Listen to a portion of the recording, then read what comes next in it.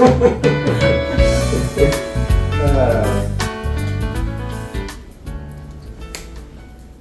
morning.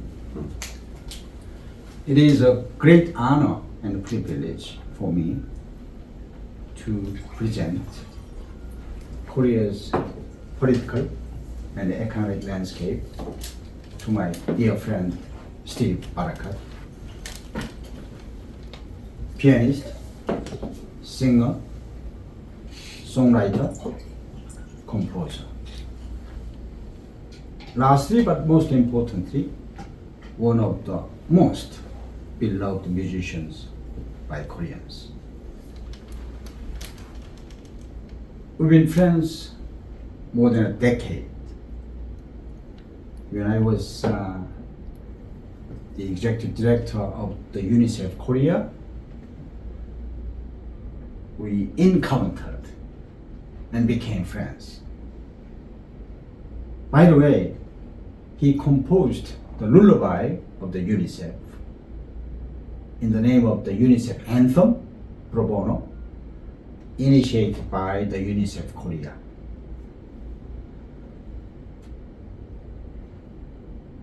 Since 1995, he has been playing his music in Korea, and wherever he is, every day we listen to his music in Korea.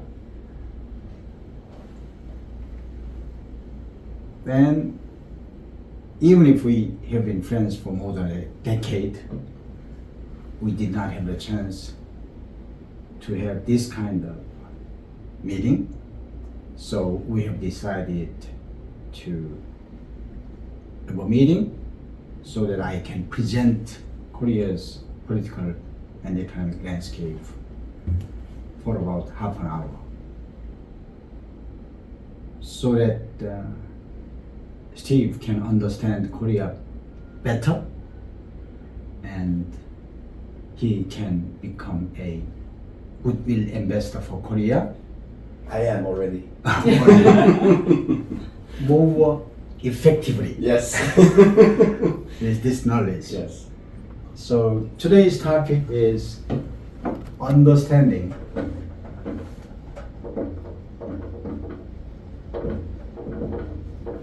Korea's political and economic landscape.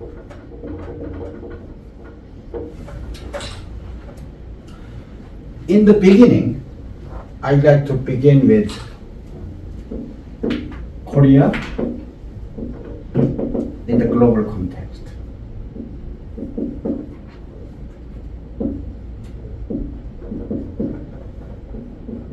In a word, two Koreas on the Korean Peninsula. Why is it necessary? Because we need to understand where Korea is in the global context. Next, where Korea has been coming from. So let me begin with the Republic of Korea. Korea was liberated from the Japanese colony back in 1945. When Japan was defeated by the United Army, initiated by the USA and others. But it took 3 years. It took 3 years for Korea to found the Republic of Korea. So, say August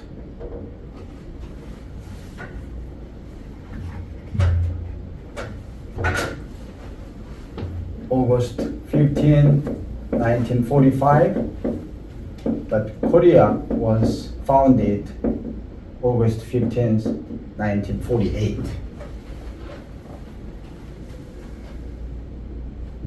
Then, within less than 2 years,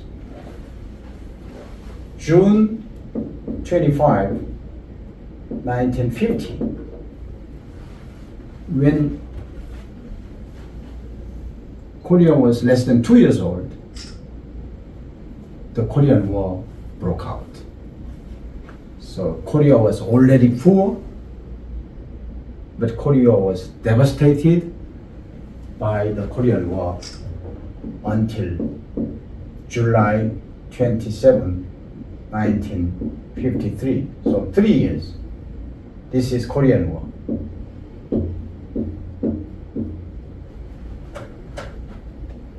So Koreans were not able to afford 3 meals a day.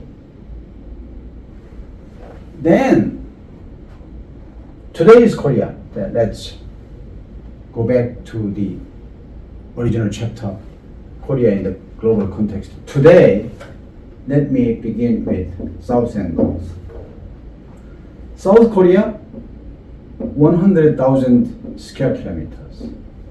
North Korea, 120,000 square kilometers. In terms of the rank in the world, area-wise, 109th in the world, 99th in the world. So how small Korea is, say, relative to Canada. Canada is the widest country in the world, say, next to Russia. But next, population, around 52 million today, 26 million in North. 52 million, 29th in the world, 52nd in the world.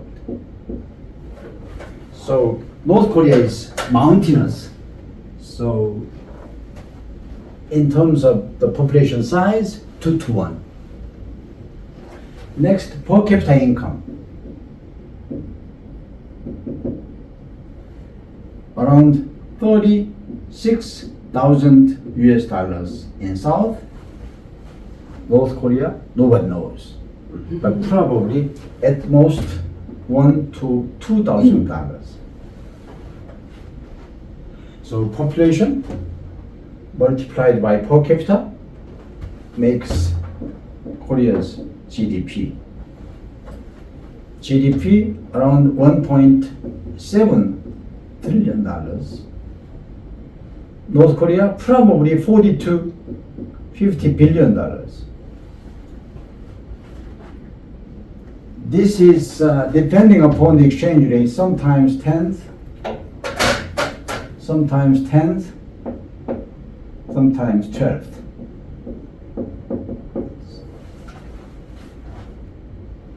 Then trade volume.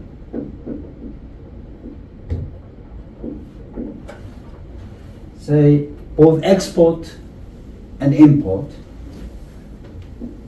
around $1.3 trillion. This doesn't mean much. The rank of the trade volume is 8th in the world. Export 7th, import 9th. That makes Korea's trade volume 8th in the world. Then we can compare trade volume and GDP, so-called trade dependency.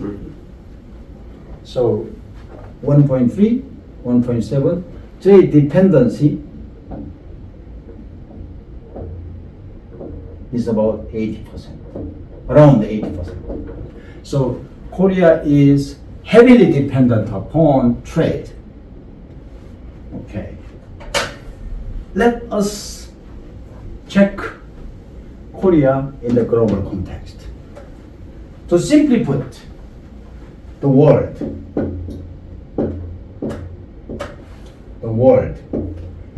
8 billion people, around 8 billion people, produce 80 trillion US dollars. So the world per capita income is around $10,000. So Korea is 3.5 times better off than the world average. Trade. The world trade is $40 trillion, which means export 20, import 20, because the trade is calculated twice. One country export, the other country import. So trade volume, so the world trade dependency is 50%, right? Say $80 trillion, trade volume is $40 trillion, and Korea, 80%. So you can see Korea's trade dependency is 1.6 times higher than the world average. Mm-hmm. That's why when we discuss Korea's economic development plan, we needed to begin with the world economy. Because Korea's economy is dependent upon the global economy more heavily than any other countries. This is it. Because of resources. Because of resources. We have only human resources available. Now, let me summarize to simply put this. Out of 88 billion people, 52 represent 0.7% of the people.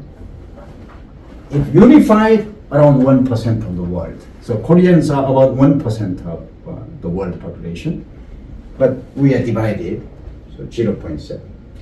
Out of $80 trillion, $1.7 trillion meaning around 2%. So Korea produces around 2% of the global output. Out of $40 trillion of trade volume, 1.3 meaning slightly more than 3% of the global trade. So we can summarize Korea, 0.7% of the global population, produce 2% of the global output, trade 3% of the global trade. So, got it? Any questions? Well, it means you're very busy. A lot on your shoulders. Okay. Next. Brief history. I mentioned up to this. So Korea was liberated. But it took 3 years for Koreans to found the Republic of Korea. And in the same year, in September, North Koreans founded the Democratic People's Republic of Korea, DPRK, in September 1948. So that's why two Koreas on the Korean Peninsula. Then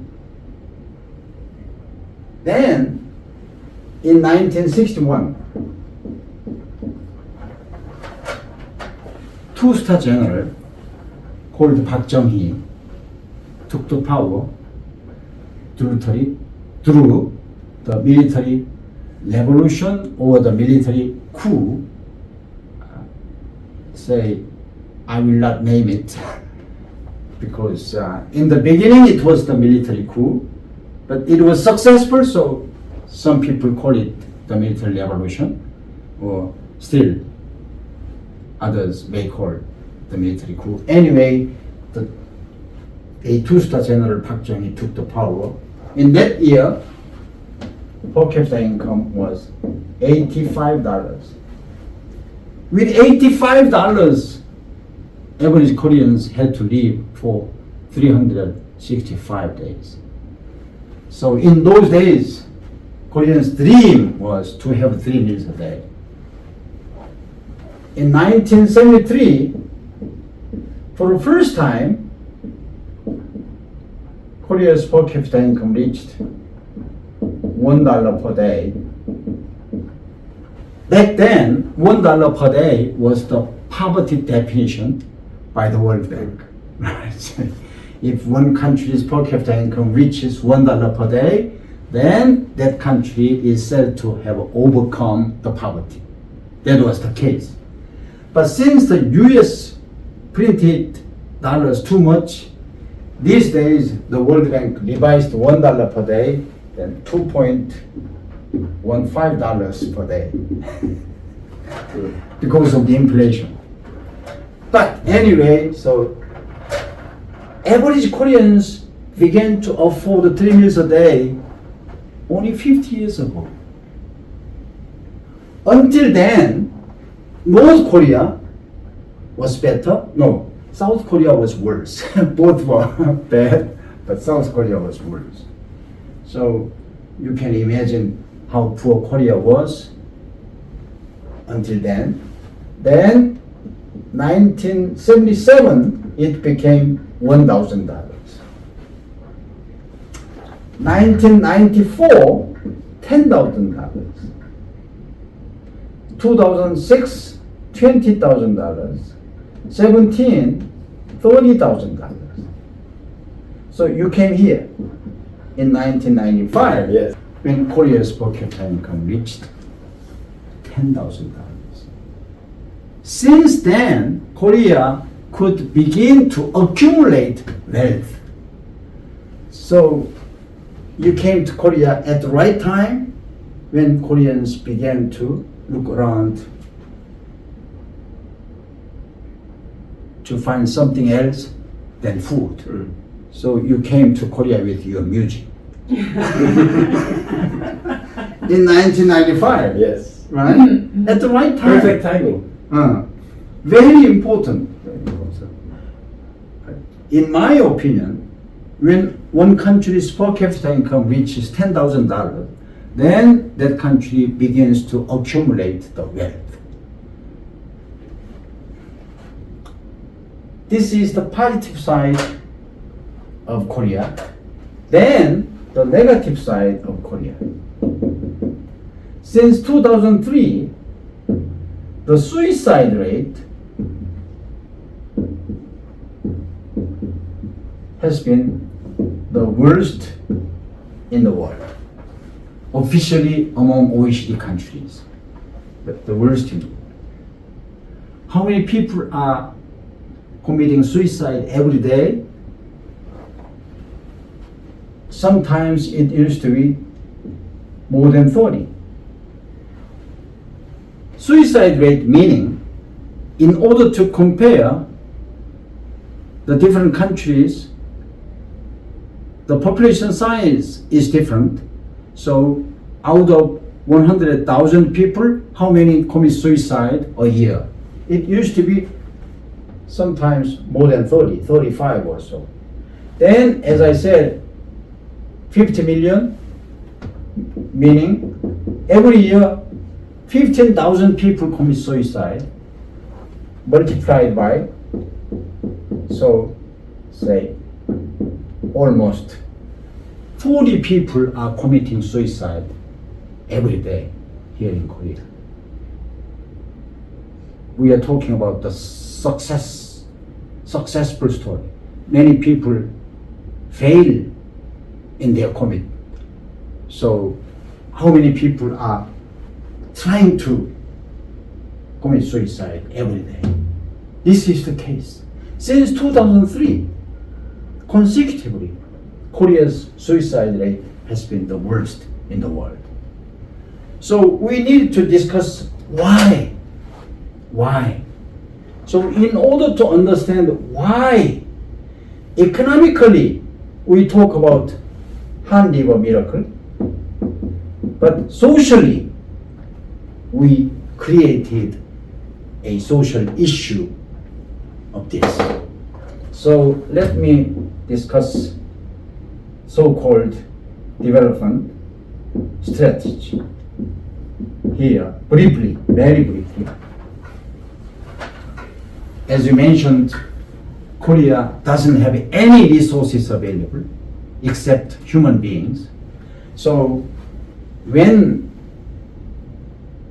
President Park launched his first 5-year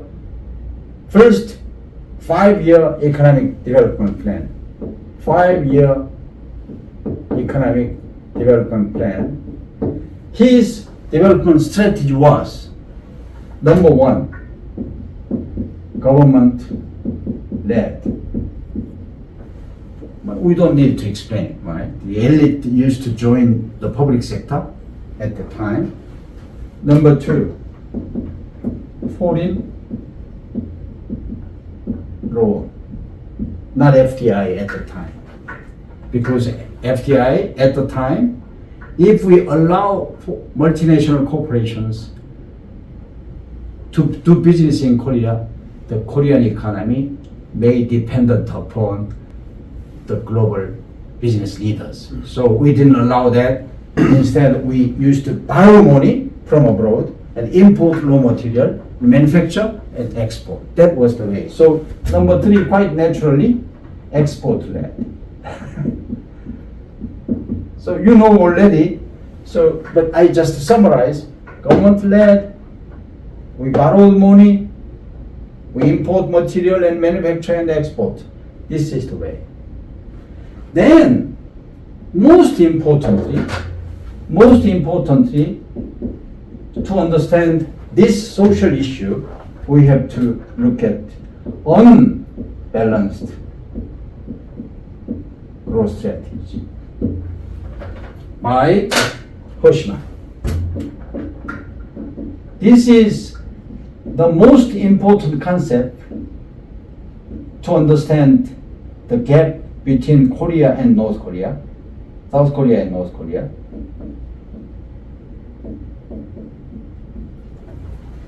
There are two schools. One school by Hoshman. Since Korea didn't have enough resources available, however much Korea may save, it was not enough to finance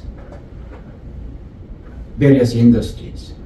So unbalanced growth strategy meaning try to pick up the potential winner and pour all the resources available into that industry and into such corporations. That was Hoshman's unbalanced growth strategy. Noxi's school says, no, you have to develop all the industries at the same time. North Korea adopted balanced growth strategy. South Korea adopted unbalanced growth strategy. That made this difference. So until 1973, South Korea was worse off than North Korea. But since then, the gap is widening like this. How much? You see here, population size 2:1. Per capita income size, income-wise, 20:1. So the gap between two Koreas is widening by 40:1 every year. That's why North Korean leader, since Kim Jong-un's father Kim Jong-il, has been trying to develop the nuclear weapon. According to them, to defend South Korea's attack, there is no possibility, no probability for South Korea to attack North Korea. But in their terminology, we have to develop the nuclear weapon to defend ourselves from South Korea. So because of this, the gap between two Koreas is widening by 40:1 every year. Okay, we have to discuss this one. Positive side of unbalanced growth strategy is Han River miracle or fast economic development. Unfortunately, the side effect, the negative side of this is the gap in the society. So, 재벌 emerged, the big conglomerates like Samsung, LG, SK, they emerged as big conglomerates, while small and medium-sized enterprises couldn't grow as fast as other chaebols. So the gap between say big conglomerates versus SMEs, small and medium-sized enterprises, the gap between the rich and the poor, or haves or have-nots, the gap between urban and rural area. So this is a social issue. So we resolved the economic problems by unbalanced growth strategy. But as a side effect, the gap in the society emerged. So while we resolved the economic problems and we created social problems. So this gap made this suicide rate the worst suicide rate in the world. So we have to understand why Korea is such today with the Handi milk. Then we can guess what is the real situation by looking at the political side. So far economic side, the political side.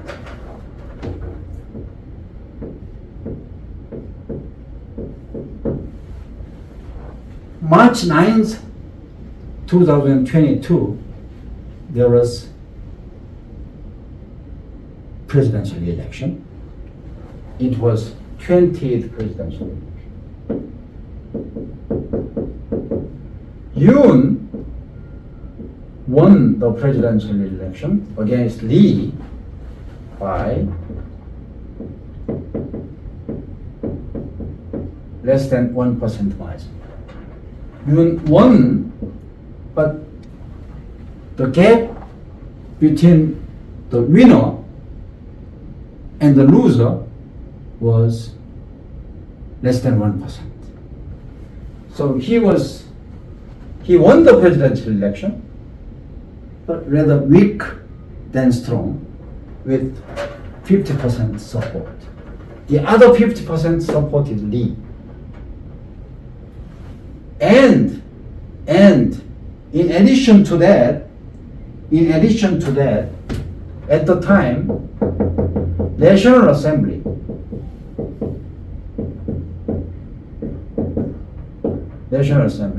out of 300 seats, 165 seats, which is 55% of the National Assembly, were occupied by the Liberal Democratic Party, the opposition party. So President Yoon could not have any bills passed at the National Assembly because his party was the minority. So he was frustrated. His next agenda was, I should win this general election. So we have only one Congress. So in this April 10 general election last year was to replace all 300 seats. So Yoon made every effort to win this general election to become the majority party at the National Assembly in vain. His party could improve only 5 seats in this election. So still you can see here the ruling party has only 36% of the National Assembly seats. So Yoon was frustrated very much.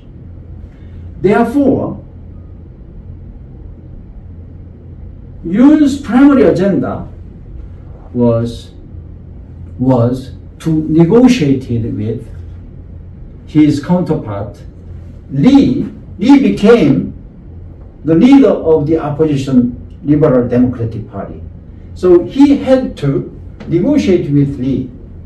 But Yoon's professional background was public prosecutor. In public prosecutor's eyes, people are only two types, either a criminal or not. And in his eyes, Lee is a criminal. How can I negotiate with a criminal? That was Yoon's mindset.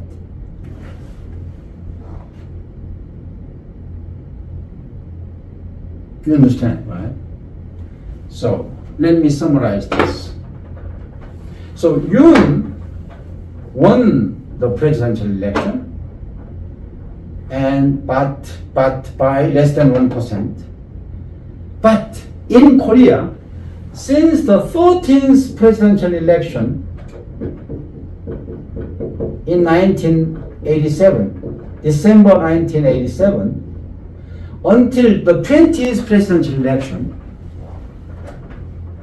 right, 8 times in a row, however small the presidential election result margin may have been, there has been no dispute over the result.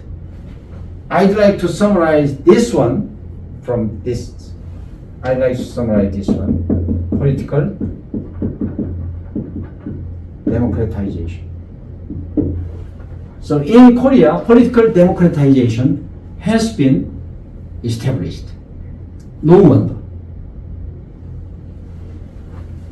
Why am I saying this at this juncture? Because I have to say this now.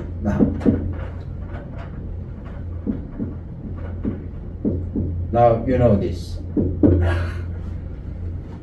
Instead of negotiating with his counterpart Lee, he declared the martial law. I said this. In Korea, political democratization has been established. Wrong. But Yoon made a big mistake as a lawyer. After his defeat in this general election, then he declared the martial law without enough discussions with the cabinet members. So this. But this was around 11 p.m., around 5 a.m.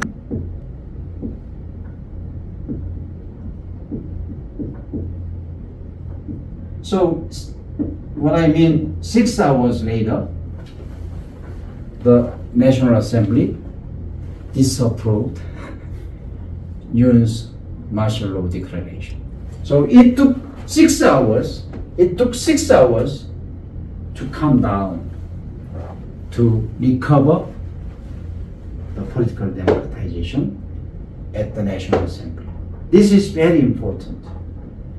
In accordance with the Constitution. So, say, 5 a.m. Okay, 5 a.m. 5 a.m. So it took only 6 hours. Right? Then, in Korea, impeachment case is reviewed by the Constitutional Court. In 1987, Korea revised the constitution to elect the president directly, and at the same time, Korea established the Constitutional Court separate from the Supreme Court. And the Constitutional Court is in charge of the impeachment case of the president. Madam Park was also impeached by the Constitutional Court in 2015, 10 years ago. Then April 4, President Yoon was impeached. Then June 3rd, 2025, June 3rd, 2025, Lee won the presidential election. Can you see here? Very, very interesting. December 3rd, June 3rd, December 3rd, 11 p.m., 5 a.m., 6 hours. December 3rd, June 3rd, 6 months. So, in 6 hours, the National Assembly disapproved President Yoon's declaration of martial law. In 6 months, Koreans elected Mr. Lee by the snap presidential election. This is Korea. So once again, I'm talking about political democratization. And unlike the US, the Congress and the Senate political arena decides the impeachment case of the president. So once the Congress, say, makes a resolution of the impeachment of the president, then president is likely to submit his resignation to save his face before it goes to the Senate. But in Korea, it is in the hands of the judiciary party.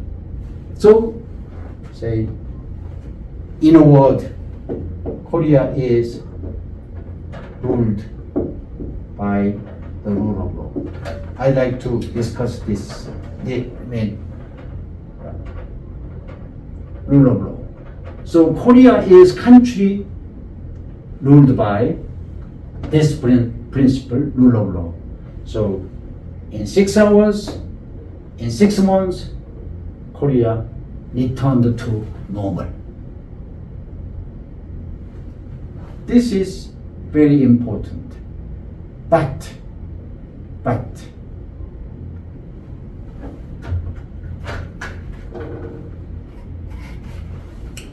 I need to discuss this presidential election a little bit more. So 6 June 3rd, 2025. So this one was 20th, now 21st presidential election. Lee this time won the presidential election against Kim and small Lee, Lee Jun-seok. Lee got 49%. Kim got 41%. Lee 8%.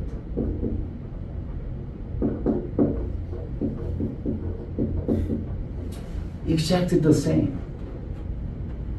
So even if Lee won the president election against Kim with the margin, but if we include Lee into the conservative arena, then around 49. So exactly the same, no change since the 20th presidential election. This means Korea is divided into two, North and South. And South is divided into two, East and West. The West supported Lee, the East supported the Kim and Lee. Exactly. So Korea is socially, not legally, but socially divided into, South Korea is divided into two. So actually there are 3 Koreas on the Korean peninsula. So we have to understand this. So this is liberal, this is conservative, as we saw here. What does that mean? What does that mean? We can understand this way. Yes, we admit Korea's Han Livery miracle, but here's my stake. We were poor together, but as the Korean economy grew, then my friends are better off. I am better off than myself, see, compared to old days. But people tend to compare not with his past, but with his contemporaries. So when one half of Koreans compare themselves with their contemporaries, then others are better off. So what is the economic development for? Here's my stake. So this liberal claim, I need more stake. I need more share. So the liberal tends to discuss the division of the economic wealth. The conservative, I did my best. That made me rich. So why should I do something else? That's the mindset. So Korea is divided into two. So President Lee's primary concern is how to integrate the society in order to make the national strength look at the same direction. Say some people are looking at the left, the other half are looking at the right, then the national strength becomes weaker. So if we look at the same direction, we may make it double. But if we look at the opposite direction, then it may become smaller and smaller and weaker. So this is the case. And is is it also about generation? If you take Generation, yes. If you take the liberal and conservative, do you see a big generation gap? Or? Very, very good point. Okay, let me discuss generation. Why generation gap exists? Let me use this. I was born during the Korean War. I erased this. When Korea's per capita income was less than $100. So I was born in not one of the poorest countries in the world, but the poorest country in the world. I was born in that Korea. My daughter was born in 1978. You see here, 1978.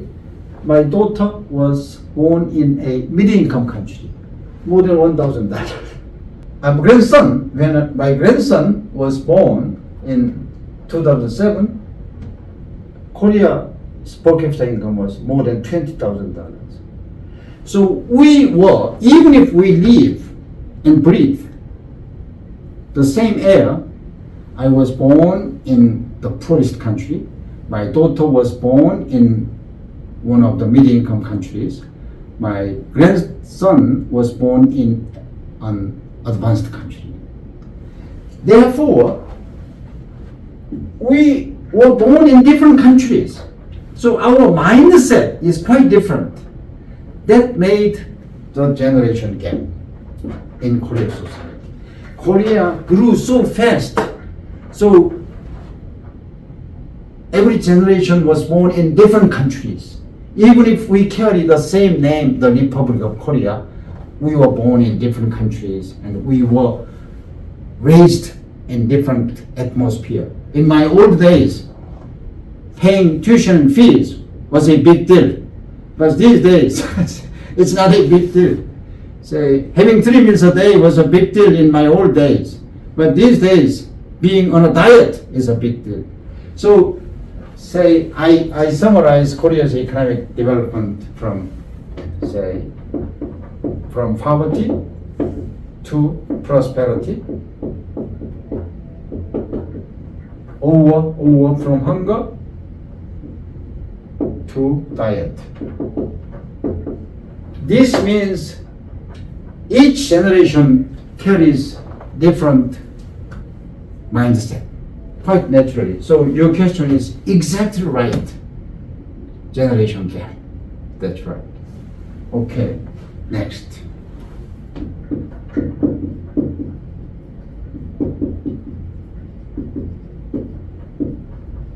Steve Barak.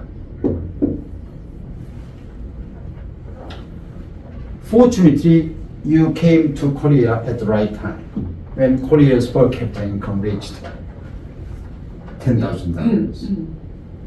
And now, since you came to Korea for the first time 30 years ago, then you have witnessed Korea's economic development.